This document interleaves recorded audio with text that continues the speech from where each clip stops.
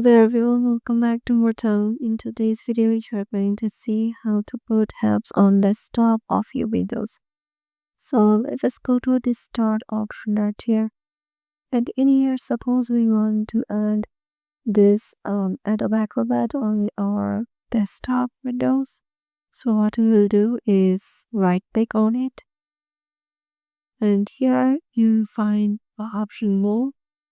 And you can also right click and go to more and YouTube and find location. And in here, just right click on it.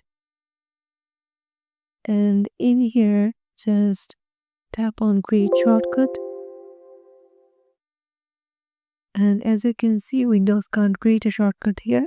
Do you want the shortcut to place on the desktop? Instead, tap on yes and a shortcut of that specific app is created. So yeah, this is how you can do it. Hope this video will help you out and we'll see you in the next video.